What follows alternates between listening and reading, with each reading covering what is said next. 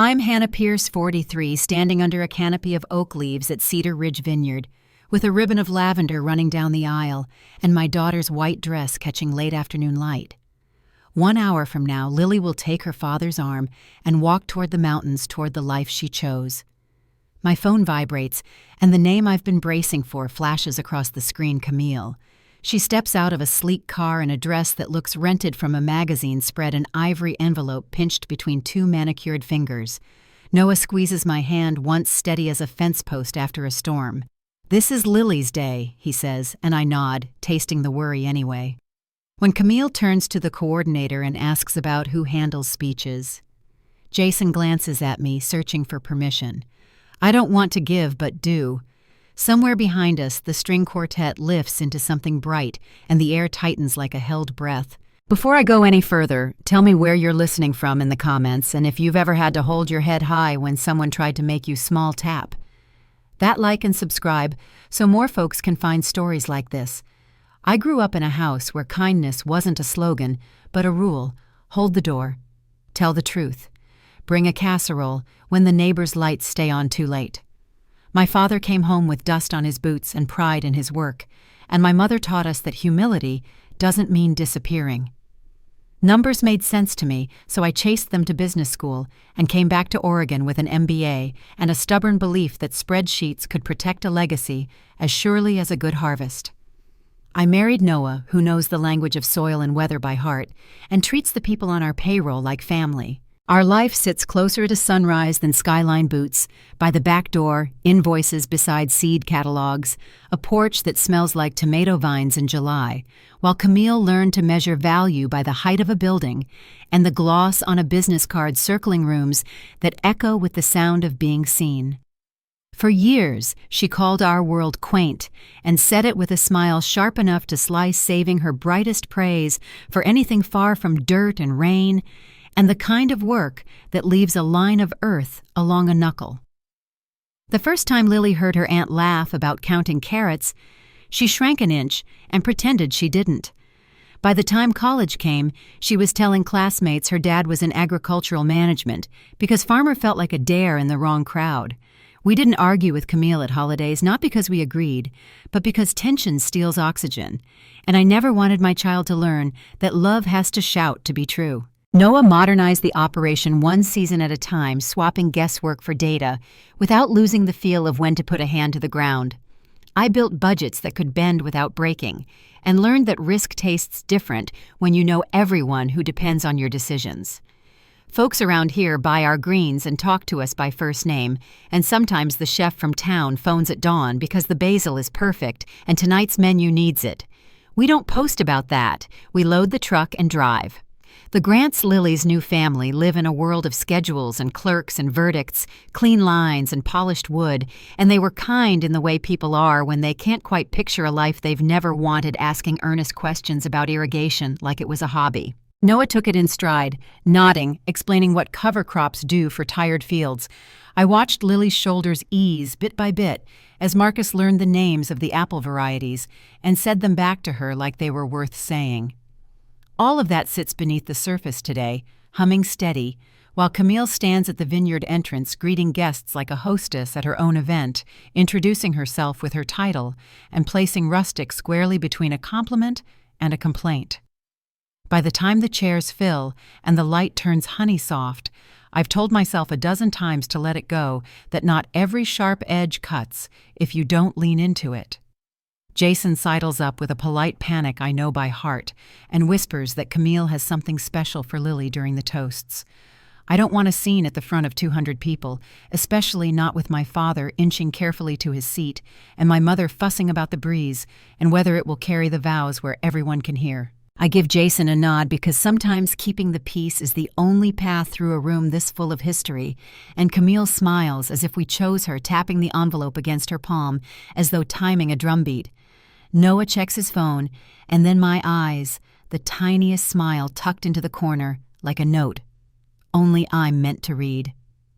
The quartet falls quiet. The officiant clears his throat, and we make it down the aisle to the promises and the kiss and the applause that sounds like relief. For a breath or two, even Camille looks softened by it. But dinner brings microphones and attention, and as the plates settle and the glasses catch the last slant of sun, Jason lifts a hand toward the stage to begin the toasts, only for Camille to appear at his elbow envelope, ready, voice already bright. She asks for just a minute with the kind of confidence that can bend minutes to its will, and I can feel the old pattern reach for us, the one where she turns our life into a cautionary tale with perfect posture and an audience that doesn't know where to look. Noah's thumb presses 3 times against my palm, our quiet signal that reminds me we don't have to outshout anyone to tell the truth. I watch Jason glance toward the doorway like he's waiting for a cue I haven't been given, and my father studies his napkin as if smooth linen can steady a hand. Camille steps into a soft pool of light and smiles as if the next words will bless the room, and somewhere deep in my chest, a line goes taut. She taps the envelope against the microphone once, twice, and breathes in to begin. Camille's heels clicked against the barn floor as she took her place beside the microphone. Her smile looked practiced, the kind that never quite reached her eyes. The chatter in the room faded into a hush, and I felt every pair of eyes turn toward her.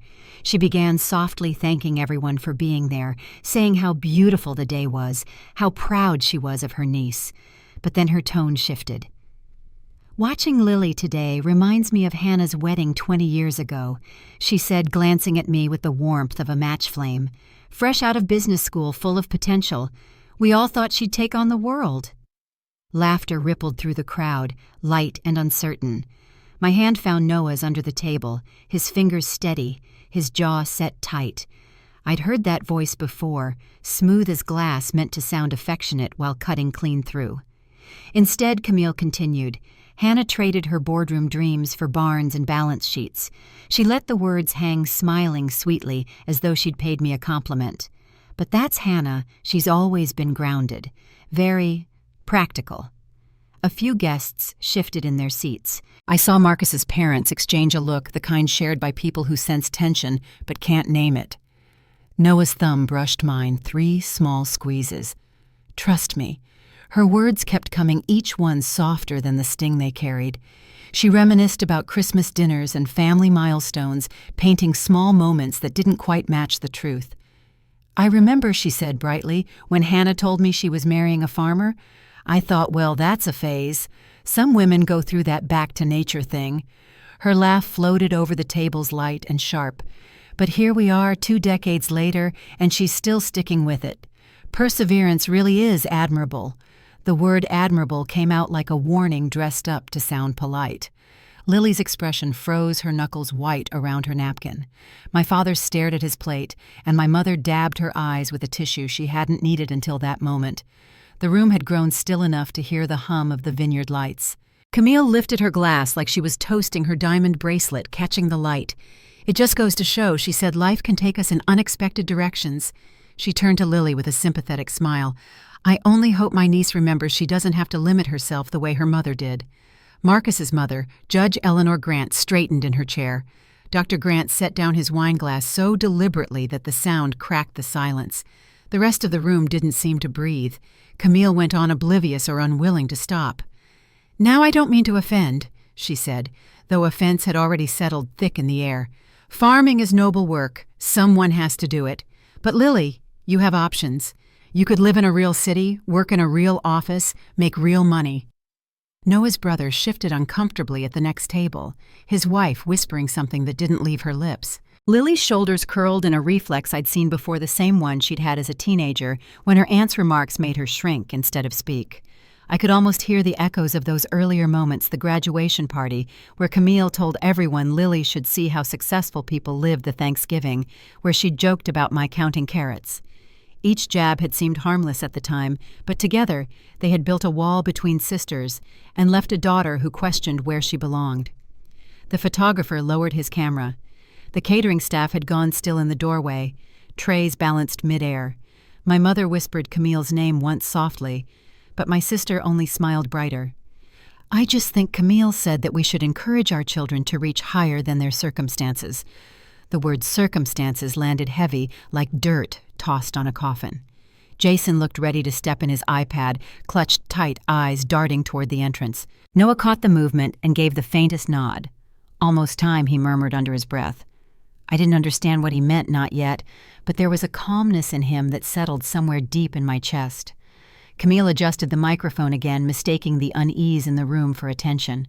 Now she said brightly, "I have a little something to give the bride." She reached into her clutch and held up the cream-colored envelope she'd been waving since she arrived. "Part one of my gift," she explained. Her smile practiced her tone dripping with ceremony. "Part two comes during my toast." Jason tried to speak, but she lifted a manicured finger, silencing him. "Inside this envelope," she said, "is a check and a letter of introduction to my company's CEO." She turned to Lily, her voice soft but cutting. "Because unlike some people, I believe in opening doors, not closing them." My breath caught. Her eyes flicked to me for just a second, a glimmer of triumph beneath the surface. "You see," she went on, "not everyone needs to peak at 22, with a degree they'll never use." The crowd shifted again, a collective wince that rustled like leaves in a sudden wind. Camille gestured broadly toward the barn, the vineyard, everything we had built. "Your parents have chosen a simple life, and that's fine. But Lily, you don't have to settle for this." The words hit harder than she knew. This barn, those fields, the hands that tended them, they were our family's legacy, not something to be overcome. Lily's eyes shone with unshed tears, and I could feel Noah's muscles tense beside me. Still, he didn't move. The same patience that had carried us through lean years and long seasons held him steady now. Across the room, I noticed my old classmates at the Northwestern table. Dr. Patricia Chen, now a CFO, was shaking her head slowly. She'd tried to hire me years ago, and I'd declined without explanation. Maybe now she understood why. Someone whispered, "Is she really saying this?" Another voice answered, "Poor Lily." At the far end of the barn, Noah's mother gripped her cane so tightly her knuckles whitened. My father kept his gaze fixed on the table, his disappointment a quiet weight. And through it all, Camille smiled, spinning her speech like a web. Sometimes, she said, we need to speak uncomfortable truths, especially at moments like this. The hum of discomfort had become a silence so deep it almost hummed.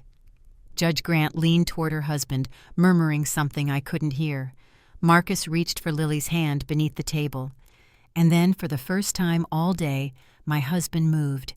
He straightened his tie, calm and deliberate, then glanced toward Jason, who seemed to be waiting for a signal only Noah could give. Camille, mistaking the stillness for attention, pushed forward. "Lily," she said brightly, "promise me you won't limit yourself the way your mother did." Noah's father, Walter, rose slowly from his seat, his voice clear and steady, despite the tremor in his hands. "Young lady," he said, "you're disrespecting my family." The room froze again. Camille laughed brittle and high. "With all due respect, Mr. Pierce, I'm trying to save your granddaughter from small dreams." Lily's tears finally spilled over. She whispered, "Please stop," but Camille either didn't hear or didn't care. "Ambition," she said, "isn't a crime. I'm simply reminding her that she can be more than this." She gestured around her, once more dismissing everything that had taken generations to build. I wanted to stand to end it to protect my daughter from the humiliation that was spreading like wildfire through the room. But Noah's hand on mine stopped me again. "Wait," he said softly. "Just wait."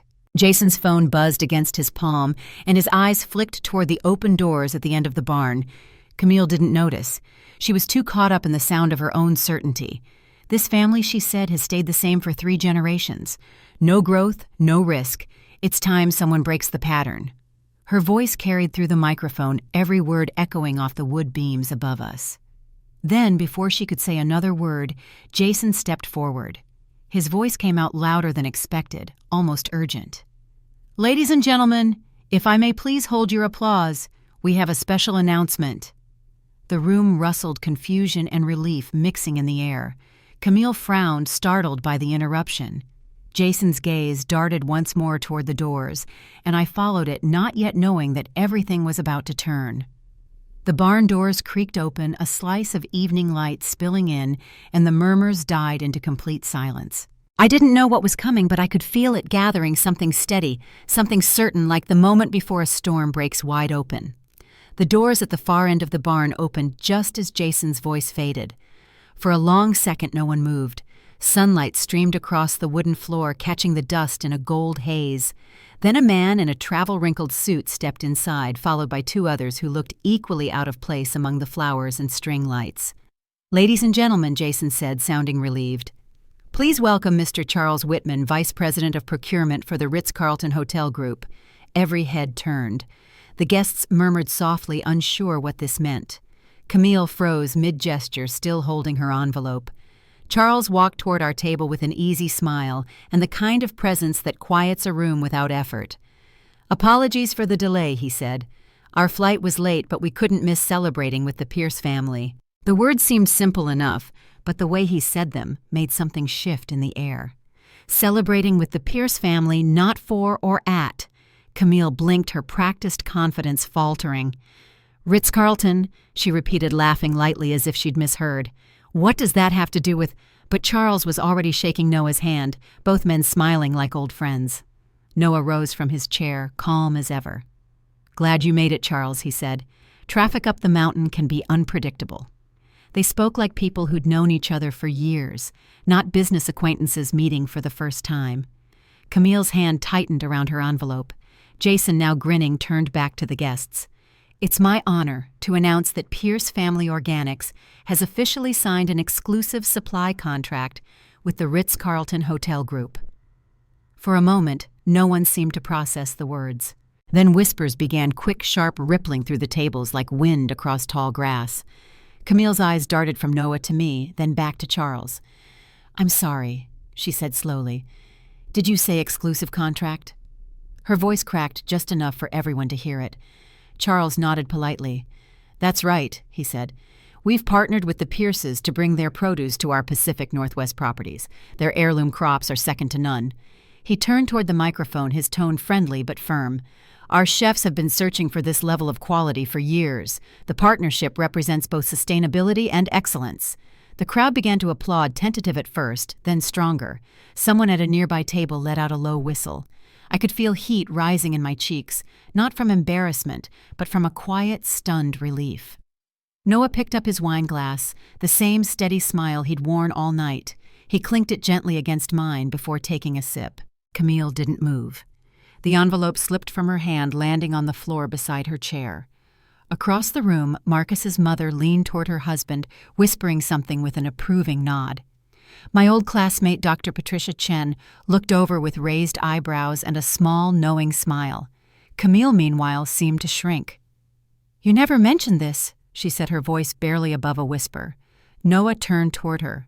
"You never asked?" he replied simply. Charles continued speaking to the guests, explaining that the contract was valued at $2.5 million annually. The number hit the room like a gust of wind. People turned to one another, murmuring, calculating. Even those who didn't understand agriculture understood that figure. Camille's composure cracked entirely. She glanced toward her husband Andrew, who sat motionless, eyes fixed on the tablecloth.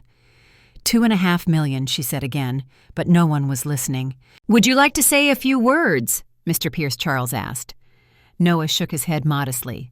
"This is Lily's day," he said, his voice carrying easily through the microphone Charles handed him. "We're grateful to be here with friends and family. The farm's success belongs to everyone who works those fields, not just us." He paused, then looked directly at Camille. "It's honest work, and it's good work." The guests applauded again, louder this time, a wave of clapping that filled the barn.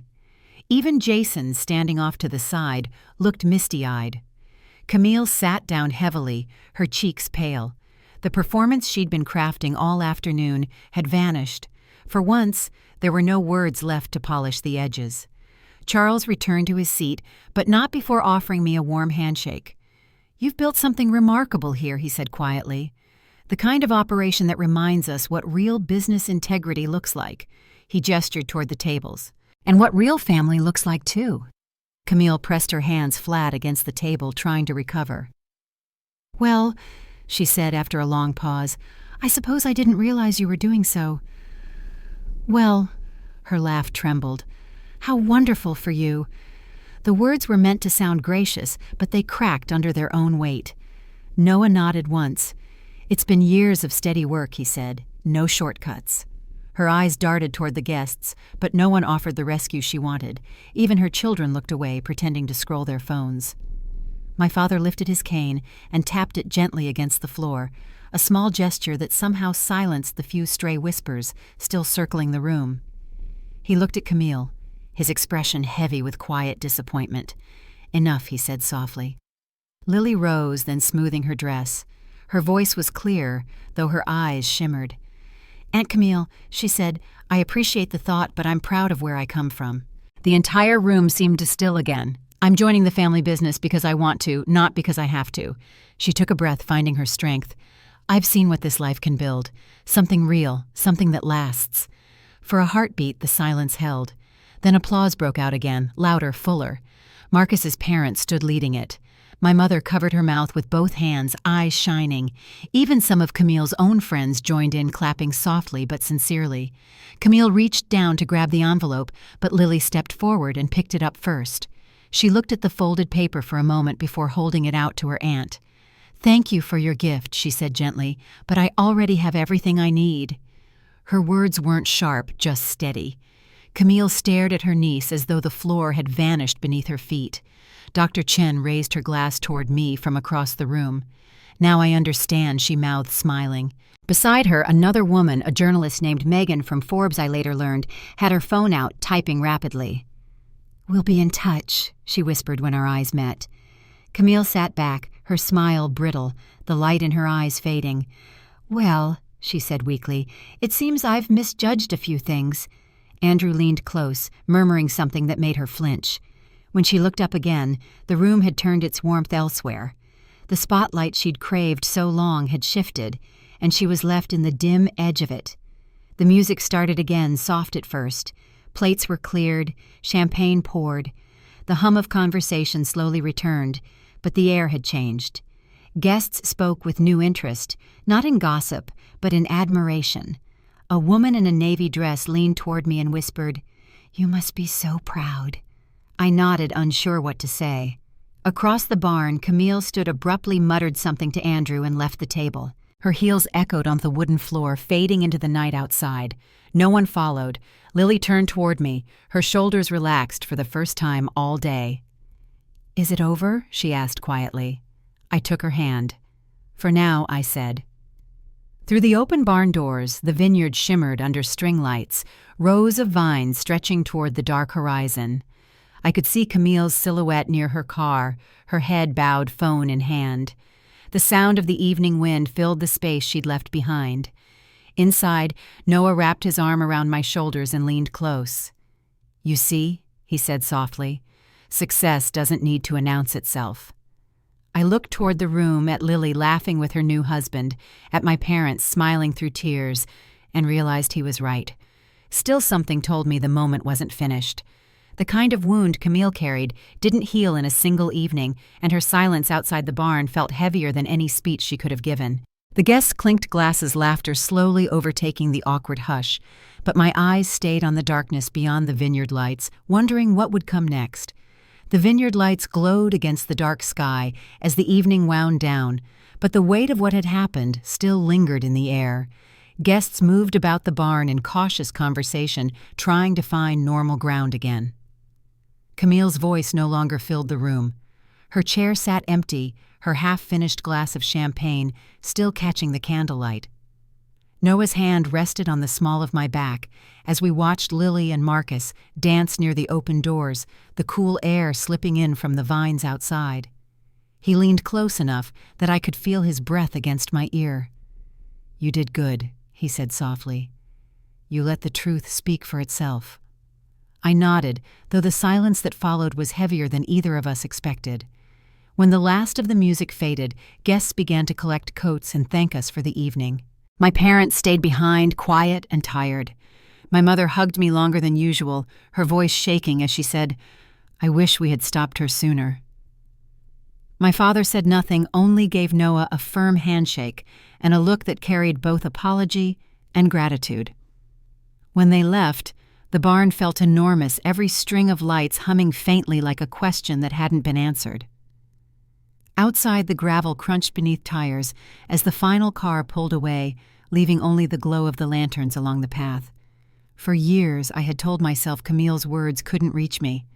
I had believed that hard work and patience would be enough to outlast the noise. But standing there in the quiet, I realized how much space her voice had taken up inside me. Each small remark over the years, each moment she'd dismissed Noah's work or treated our lives like a step down, had lodged somewhere deep, and I'd never fully pulled them out. I looked toward the fields stretching out into the dark rows of vines that had grown from our hands and our faith in the ground beneath them. Noah followed my gaze, his expression unreadable. "She's gone," he said finally. "Let it rest tonight." The next morning, sunlight crept through the kitchen window, catching on the glass jars that lined the shelf. The house was still, but I could hear Noah out by the barn talking with the crew about deliveries. My phone buzzed on the counter, a message from Camille's husband, Andrew. "She's not speaking to anyone right now. I just wanted to say, I'm sorry for what happened last night." There was more. She was under a lot of pressure with her job. She's been hiding how bad things are. I stared at the message for a long time, my thumb hovering over the screen. There was nothing to say that would fix any of it. Lily came in barefoot, her hair still messy from sleep, a cup of coffee in her hand. "Mom," she said quietly, "you didn't sleep, did you?" I shook my head. She sat across from me, eyes soft. "I don't want that to be the last thing I remember about my wedding." I reached across the table and took her hand. "Then it won't be," I said. "We'll build new memories on top of it." But I could see in her expression that the hurt wasn't gone. Words like Camille's don't just fade. They linger until something stronger replaces them. By noon, news of the partnership had already begun spreading through the industry. A colleague from a regional growers association called to congratulate Noah. "We heard the announcement," he said cheerfully. $2.5 million a year, impressive work, my friend." Noah thanked him, humble as always. When he hung up, he turned to me with a quiet smile. "Looks like our phones are about to get busier." That afternoon, as I was reviewing invoices, another email arrived, this one from Dr. Patricia Chen. "Your story deserves to be told," she wrote. "There's a Forbes writer covering sustainable business innovation in the region. Expect a call." I didn't respond right away. For years, I'd avoided attention, choosing the quiet success that came from consistency instead of exposure. But now, after what had happened, the idea of telling the truth out loud didn't feel like pride. It felt like setting something right. The following week, Megan from Forbes called while I was out at the greenhouse. She spoke with calm curiosity, asking about our practices, our growth, and how we managed to stay independent. "You've done what most families can't," she said. "You turned local farming into a model for profitability." I told her about Noah's early mornings, about the soil restoration project we'd built from scratch, and about the employees who had become our extended family. I didn't mention Camille by name, though I could hear the unasked question in her tone when she said, "It must be hard when people underestimate you." I only answered, "It happens less these days." That night, as the sun dipped below the hills, Noah and I sat on the porch steps watching the lights blink on across the vineyard. "Do you think she'll ever call?" I asked. He didn't need to ask who I meant. Maybe he said, "But if she does, it'll be when she's ready to listen, not to talk." The cicadas started their slow rhythm in the trees. Somewhere in the distance, a truck door slammed and the dog barked once before settling again. Days turned into weeks, and the video from the wedding began to circulate online. Someone had captured the entire exchange: Camille's speech, Charles's announcement, Lily's quiet strength when she handed back the envelope. It spread faster than I expected, shared on small business forums and community pages with captions like, "Never underestimate quiet success." My inbox filled with messages from people I didn't know, thanking us for showing that hard work could stand its ground without shouting. I read them all one after another, feeling something inside me finally settle. Then 2 weeks after the wedding, I got a call from my mother. Her voice was tight, the way it gets when she's holding back worry. "Camille's been calling me," she said. "She sounds different." My stomach nodded. Different how I asked. "She says her company's in trouble," Mom replied. "Something about an audit investors backing out. She didn't ask for money, but—" She trailed off. The silence between us was heavy. That evening, as the first stars appeared, I found Noah in the barn checking equipment. "She's unraveling," I said quietly. He nodded once, wiping his hands on a rag. "I figured," he said. "She's been building her life on appearances. That can only hold so long." He wasn't gloating, just stating a truth he understood too well. I leaned against the doorframe, watching the dust float in the beam of the work light. "What if she calls me?" He turned his eyes steady. "Then you answer," he said, "but on your terms this time." Lily joined us later with her laptop, showing us the article Megan had published that morning. The headline read, "Rooted in Integrity, How the Pierces Redefined Modern Farming." The photo beneath it showed Noah standing in the field sunlight spilling across his shoulder while I held a basket of fresh produce. The story spoke about resilience and purpose, not profit. At the end, Megan had written, "Success when tended with humility grows stronger roots than ego ever can." We sat in silence for a long time after reading it, listening to the wind move through the vines. The article would travel far, I knew that. It might even find Camille. Whether she would see it as a lesson or a wound was beyond my control. But for the first time in years, I felt no need to brace for her reaction. Later that night, I stood by the kitchen window, the farmhouse quiet around me. The phone sat on the counter, its screen dark, but waiting. I watched the blinking light from the barn across the field where Noah was locking up. Something about that small rhythm, on and off, felt like the world's simplest reminder that life keeps moving whether we're ready or not. I didn't know what Camille's next move would be, but I sensed it was coming. The air had that stillness before a change, the kind that pulls you toward the door just to see what might happen next. The call came 2 weeks after the wedding, late in the afternoon, when the house was quiet. I was in my office reviewing contracts for the new hotel expansion when my phone lit up with a name I hadn't seen since that night. Camille Bennett. For a long moment, I just stared at it, the sound of the wind outside the window louder than usual. When I finally answered, her voice was small, nothing like the sharp tone I'd grown used to. "Hannah," she said, "can we talk?" I sat back in my chair, letting her speak. "Technova filed for bankruptcy." She continued the words, tumbling out too fast. "The board fired me last week. They found out I'd been inflating investor numbers. I could face charges." She paused as if waiting for me to soften. "Andrew's leaving. The kids won't talk to me. I've lost everything, Hannah. Everything that mattered." Her voice broke on the last word, and for a brief moment I could almost hear the sister I remembered before success had changed her shape. "What do you need, Camille?" I asked quietly. 50,000, she whispered. "Just to cover legal fees, keep me out of jail. I know what I've done to you and Noah, but please, you can afford it. I saw the articles. You're doing so well." I closed my notebook and looked out across the fields. The vines were green and full, the rows straight and strong. "When was the last time you visited Mom and Dad?" I asked. "Christmas," she said quickly, then hesitated. 2 years ago." "Try 3, I replied. "And when did you last call Lily?" Not to correct her or compare her, just to talk. The silence that followed stretched long enough for the clock on the wall to mark every second. "I was jealous," she said suddenly, her voice cracking. "Is that what you want to hear? I was jealous and cruel because you had everything I didn't. Real love, a life that meant something. I've been trying to fill that emptiness with things that never worked." Her honesty hit me harder than I expected, but I kept my voice steady. "Camille, I won't give you $50,000, I said. She gasped, almost as if she hadn't prepared herself for a no. "But I will give you something else. I'll connect you with someone who can help you start over the right way." She sounded confused. "What do you mean I'll put you in touch with a financial counselor who works with people recovering from bankruptcy?" I said. "Her name's Rachel Myers. She's practical and fair. And I'll pay for therapy 6 months with Dr. Morrison. He's the one who helped Lily when she was struggling."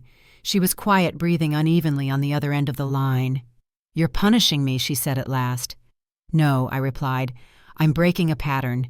Every time you've been in trouble, someone's rescued you. Mom, Dad, Andrew. You never had to face what you caused. I won't let you start over by skipping the hard part." I could hear her crying now, unguarded and heavy, the kind of sobs that come from somewhere deep. "But I could go to jail," she said. Then you'll do the work to avoid it, I answered softly. Rachel can guide you through the process, but you have to tell the truth this time, all of it. For a moment, all I could hear was her breathing shallow and uneven. You have millions, she whispered, and you won't help your own sister. I am helping you, I said, just not the way you want. Noah had stepped into the room by then, listening quietly from the doorway. I nodded at him to show I was fine. The money would be gone in 3 months, I continued. But therapy could actually change your life. She laughed bitterly. You sound just like Mom. Maybe that's not such a bad thing. Noah came to stand beside me, resting a hand on the back of my chair. There's one more thing I added. If you take this offer, you need to apologize to Lily. Not a text, not a letter, in person. And you have to mean it. Camille sniffed, still crying. She'll never forgive me. You don't know that, I said gently. That's her choice, not yours. Another long pause followed. Then finally she said, Send me the contacts. I hesitated. Camille, I said quietly, when you're ready, you're welcome at the farm. Not as a guest looking down on us, but as family willing to work alongside us. She didn't respond, only ended the call with a soft click. I sat there for a long time afterward, staring at the silent phone. For the first time in years, I felt something close to hope, faint but real. Weeks passed without a word. Then one morning in early spring, an email arrived from Rachel Myers, the financial counselor I'd connected her with. Your sister is one of the hardest cases I've ever had, she wrote, but she's showing up. She's doing the work. The note ended with something simple. She's scared, but she's trying. Dr. Morrison reached out next. Camille's progress is slow, he said, but she's beginning to understand how much of her life was built on appearance. She's learning to live without the mask. Reading that, I felt the tension in my shoulders ease just a little. By summer, small changes began to reach me through quiet channels. Camille had taken a consulting job with a family-owned bakery in Portland. Nothing glamorous but steady. Rachel said she was handling her own accounts for the first time in years. The therapy sessions had become consistent, and the anxiety medication that once dulled her was being replaced by clarity. Then one afternoon, as I was heading out to the greenhouse, my phone buzzed again. This time it was Lily. Mom, she said Aunt Camille sent me a letter. Her tone was unreadable. 3 pages. Handwritten. I stopped walking. What did she say? I asked. She said she was sorry, Lily replied quietly. Not the kind of sorry that tries to fix things, just sorry. For everything. She paused, the sound of paper rustling on her end of the line. She said she wants to understand what we do here. The farm, the business. She asked about crop rotation. I smiled, though Lily couldn't see it. What do you want to do? I asked. I think I want to see her, she said. Just for coffee. Nothing big. My chest tightened, but I kept my voice calm. Then go, I said. You'll know if it's real. They met a week later at a small cafe downtown. I didn't go, though Lily called me afterward. She looked different, she said, tired but softer somehow. We talked for an hour, and she listened, really listened. That night, Lily stopped by the house with 2 cups of tea. I think she's trying Mom, she said. It's not perfect, but it's something. The next morning, I walked the fields with Noah, the vines heavy with fruit. The air smelled of earth and sun-warmed leaves. You did the right thing, he said quietly. You gave her a chance to find her own way back. I nodded, the gravel crunching beneath our boots. I just hope she keeps walking, I said. By autumn, Camille had started sending small notes articles about sustainable agriculture, links to community farming programs, little reminders that she was still paying attention. She never asked for money again. Each message was simple, almost cautious, but it carried something I hadn't seen from her in years: humility. That season, Noah and I expanded the scholarship fund, adding new grants for students whose families didn't understand their career choices. We named one of them the Roots Initiative, a reminder that strength starts below the surface.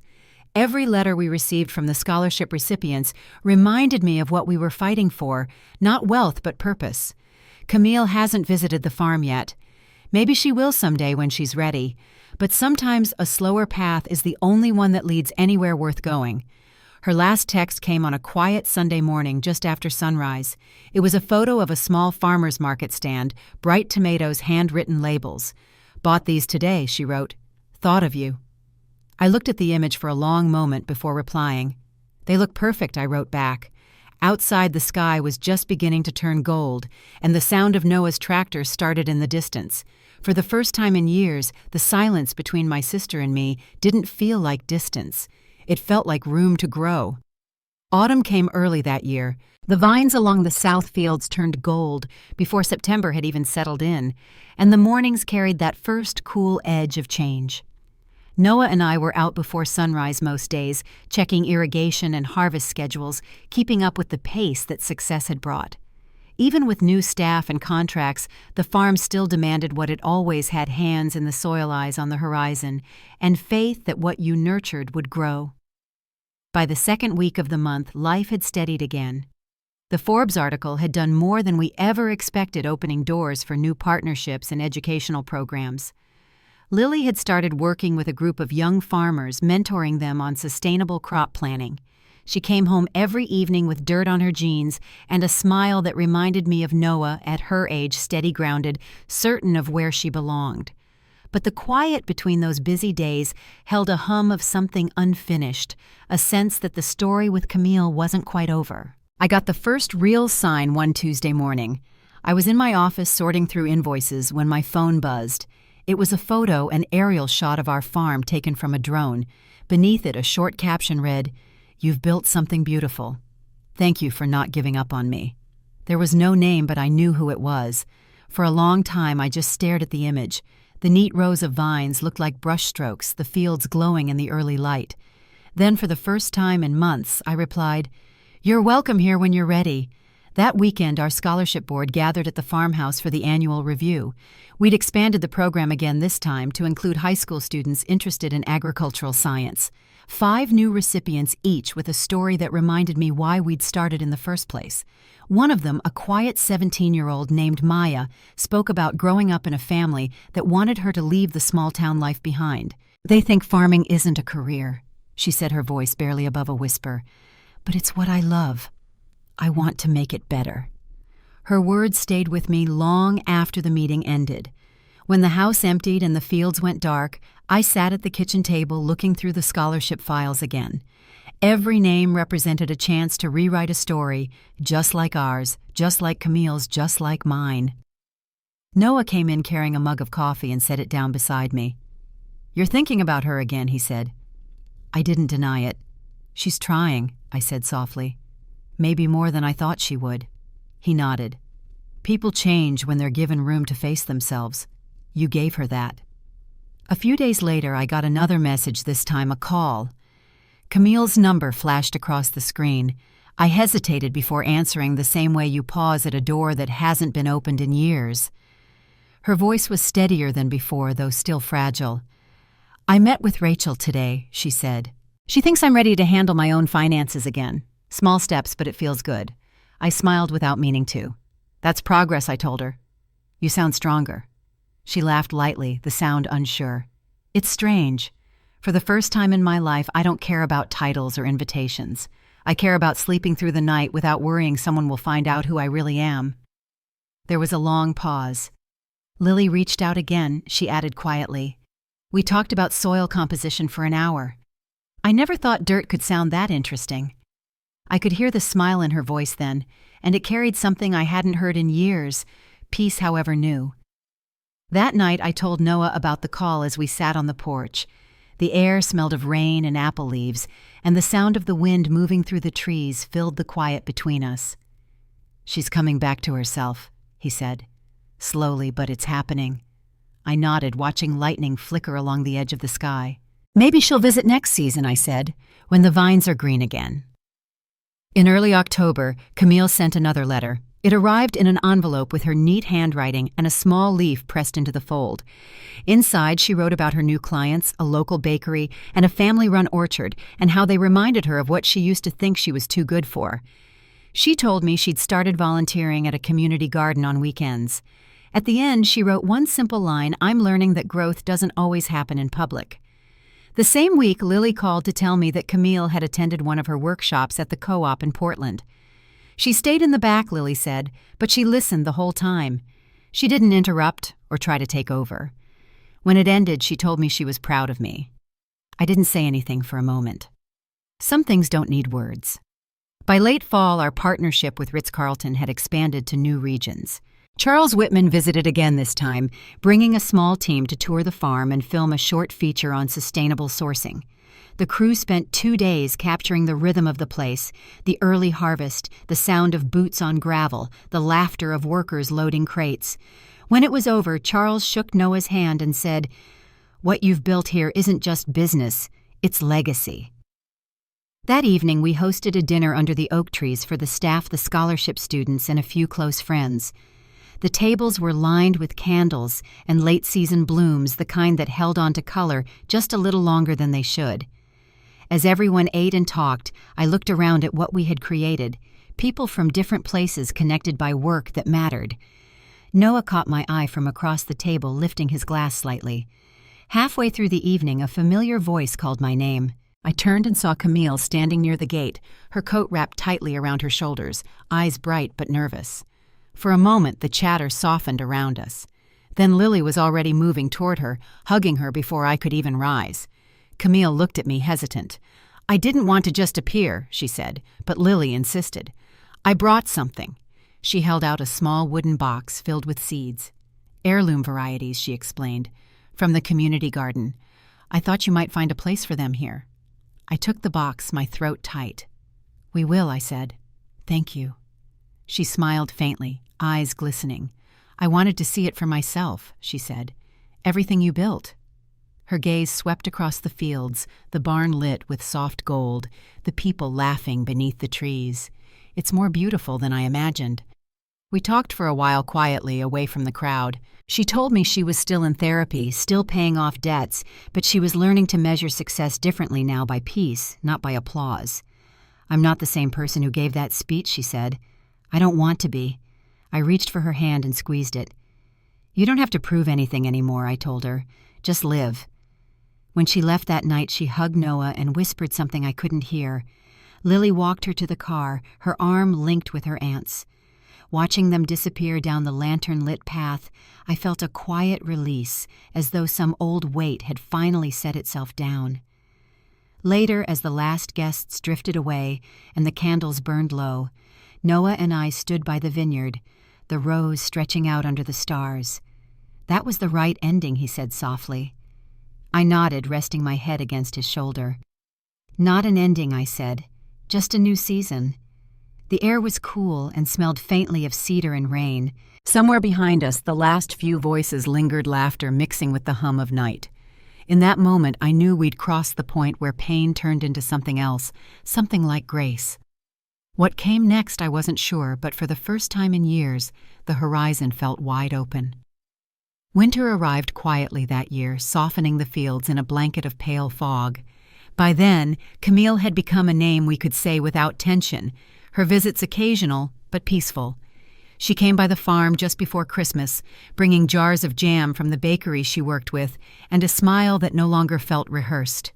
Lily met her at the gate, hugged her easily, and they walked the rows together while Noah and I watched from the porch. It was the first time I'd seen my sister pause to take in the land without judgment, her eyes tracing the slope of the hills like she finally saw beauty instead of burden. Inside, the house smelled of cinnamon and pine. Camille handed me a small package wrapped in brown paper. "It's nothing fancy," she said, "just something I found at a thrift store. It reminded me of you." Inside was a worn copy of an old business journal from the 1990s, its margins filled with handwritten notes. "Look at the author," she said, grinning. My eyes landed on the byline, Professor Evelyn Myers, my first mentor from Northwestern. "I met her at a community event," Camille explained. "She's retired now, but remembered you. Said you were the only student who talked about ethics more than profit." That moment caught me off guard, stirring memories I hadn't touched in years. The long nights of studying the belief that good business could also be good for people. "I wanted to bring something meaningful," Camille said softly. "Not expensive, just real." I nodded, unable to speak for a second. "It's perfect," I said finally. And it was. As the weeks passed, we all settled into something new. Camille kept working with small businesses using her marketing skills to help them find footing. She called occasionally, never asking for anything, just to share small victories: a bakery's first profit, a client's successful launch, the satisfaction of seeing something grow from effort instead of image. Each call ended the same way. "Thank you for not giving up on me." By spring, the farm was preparing for its biggest season yet. The Ritz-Carlton partnership had expanded nationally, and new properties were requesting supply. We'd hired additional staff and planned to open a small learning center on the property for agricultural students. The idea came from Lily, who wanted to combine education with hands-on training. "We'll teach them what Grandma always said," she told me. "If you take care of the land, it'll take care of you." The first event at the new center brought everyone together: students, partners, neighbors, and old friends who'd supported us through the years. Even Charles Whitman attended, giving a brief speech about integrity in business. Camille arrived quietly, dressed simply in a navy coat and scarf. She sat in the back taking notes, as if she were there to learn. When the event ended, she approached me near the coffee table. "You're building something bigger than a business," she said. "You're building a community." I smiled at her, remembering the years she spent chasing status while I built quietly in the background. "That's the plan," I said. Later that afternoon, Lily called everyone's attention for an announcement. "We're establishing a new scholarship," she said, her voice steady but full. "It's for students from families that don't understand their dreams, people who are told to aim smaller. It's called the Bennett Grant." The room fell silent. Camille blinked, stunned, her hand flying to her mouth. "You can't be serious," she whispered. Lily nodded. "You taught me something, Aunt Camille," she said gently, "that people can change. This is in honor of that." For a long moment, Camille didn't move. Then she stepped forward and hugged Lily tightly, tears spilling down her cheeks. "I don't deserve this," she murmured. Lily pulled back and smiled. "Maybe not then," she said, "but you do now." The applause that followed was quiet but deep, the kind that carries meaning instead of noise. That night, after everyone had gone home, I stood outside beneath the stars, the vines just beginning to bud again. Noah joined me, hands in his pockets. "She's different," he said. "I think she finally understands." I nodded. "So do I." The air smelled of damp soil and promise. For once, it didn't feel like we were standing at the end of something, but at the beginning of whatever came next. A few days later, Camille called again. "I've been thinking about writing," she said. "A small book maybe about rebuilding life after failure. Not about me exactly, but about what I've learned." I encouraged her to do it. "People need to hear stories that don't end at the fall," I told her. "They need to know recovery is possible." She laughed quietly. "Then maybe I'll call it The Second Harvest." When the article about the scholarship fund came out a week later, it included a quote from Camille. She'd written, "Forgiveness isn't something you wait to receive. It's something you choose to earn every day." Seeing her words in print stirred something in me, a quiet gratitude that time and grace had done what anger never could. By early summer, the farm was alive again. We held a celebration for the scholarship recipients under the oak trees, just as we'd done the year before. The students spoke about their dreams, their plans, their families, learning to understand them. Camille sat beside me, clapping for each of them, her eyes bright with pride. "You know," she said softly, "I used to think success was about standing above everyone else. Now I think it's about standing beside them."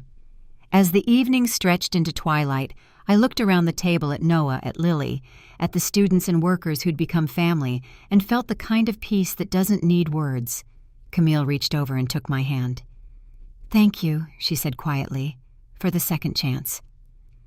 I squeezed her hand in return. "You gave it to yourself," I said. When the last light faded and the vineyard turned silver in the moonlight, I walked to the edge of the field where the rows disappeared into darkness. I could hear the laughter from the gathering still drifting behind me, faint but steady. The years of hurt and misunderstanding felt far away now, replaced by something quieter and stronger. Camille would never be the sister I once tried to impress or the rival I once feared losing to. She had become something else entirely, someone honest, flawed, and human. And in her own way, she had finally come home. The air cooled as the stars brightened above the hills. Noah called from the porch, his voice carrying easily across the open ground. I turned back the house, glowing warm against the night. Somewhere inside, Lily was talking to the students, her hands moving animatedly as she explained a point. Camille was laughing with one of the farmhands over a tray of leftover pie. As I walked back toward them, the gravel crunching beneath my boots, I realized that justice hadn't come from revenge or triumph. It had come from restoration, slow, patient, and real. And in that moment, under the same sky that had witnessed every season of our family's story, I knew we were finally where we were meant to be. Spring returned with a warmth that felt different this time, calmer, more grounded. The fields came alive again, the vines stretching toward the sun, the earth breathing back after months of rest. I'd always loved this season, but that year it carried a deeper kind of peace. The farm was thriving, the scholarship program growing faster than we'd ever imagined, and for once, every corner of our family felt whole. Camille visited more often, never unannounced, but always welcome. She'd bring fresh bread from the bakery or flowers from the community garden, and she'd stay long enough to walk the property with Noah, asking questions she never used to ask about irrigation, soil health, the science behind the harvest. Sometimes she'd sit with Lily on the porch, notebooks spread between them, sketching ideas for a new outreach program. Watching them side by side, I could see what forgiveness looked like when it had taken root. It wasn't loud or fragile. It was steady, like the sound of wind through young vines. The day the documentary team arrived from the Food Network, I almost didn't believe it was happening. Charles had arranged it quietly, telling us it was time our story reached a wider audience. They spent 3 days filming the rhythm of our lives, the hum of tractors, the laughter from the greenhouse, the quiet moments between. When it aired a month later, they titled it Invisible to Invaluable. It wasn't about fame, it was about legacy, and in every frame I saw what we had fought so long to build: respect, earned, not demanded. Camille watched it from her apartment in Portland. She called that night, her voice trembling with pride. "You made it look beautiful," she said. "All of it, even me." I laughed softly. "That's because you are part of it now," I told her. She didn't respond right away, just breathed for a moment before whispering, "Thank you, Hannah, for giving me a place to belong again." By midsummer, the farm had become more than a business. It was a gathering place. The scholarship students came every weekend to learn and work alongside us. Families from the town visited the farmers market. We started at the edge of the property, and the smell of baked goods and fresh herbs drifted down the lane. We'd built something sustainable, something that mattered. And somehow, through all the hurt and the healing, Camille had helped make it stronger. One evening near sunset, we held our first community dinner under the oak trees. Long tables stretched across the field, candles flickering in mason jars, soft music drifting from a speaker. Lily and Marcus were there laughing with friends, their hands intertwined. My parents sat together smiling quietly as the students served plates of roasted vegetables and fresh bread. And at the far end, Camille stood beside Noah, pouring wine for a group of volunteers. When she caught my eye, she raised her glass, her smile small but genuine. For the first time in years, it felt like all the pieces had finally found their place. After the dinner, when the guests had gone and the lights hung low, Camille and I walked the rows together. The air was still warm, carrying the faint scent of lavender and soil. "You were right," she said, "about starting over. It isn't about fixing what's broken, it's about growing something new in its place." She paused, running her hand along a vine heavy with fruit. "You could have shut me out forever. Most people would have." I shook my head. Maybe I said, "But then we'd both be stuck in the same old story." She smiled at that eyes shining under the moonlight. "Then here's to better chapters," she said. We stood there for a while longer, listening to the night settle over the farm. That was the last real conversation we had before life carried us back into its rhythm. The farm kept growing, the scholarships multiplied, and Camille found her voice again, this time as a speaker for women rebuilding after loss. She called her talk The Second Harvest, just like she'd said she would. I went to hear her once sitting in the back of a crowded hall. Her words were simple and honest. You can't control the soil you're planted in, but you can choose what kind of roots you grow. Years from now, people will probably forget the headlines and the contracts, but I hope they remember this, the quiet truth behind it all. Success doesn't erase pain, it transforms it. Forgiveness doesn't erase history, it rewrites its ending. And sometimes the justice you wait for doesn't come through punishment or pride, it comes through peace. The night I realized that the sky above the vineyard was filled with stars so bright, it almost looked like daylight.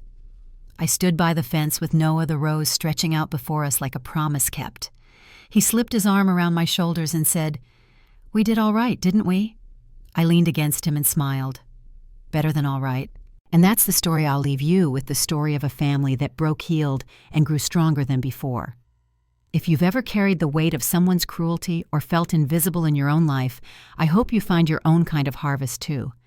Because somewhere beyond the hurt, there's always a season waiting to begin again.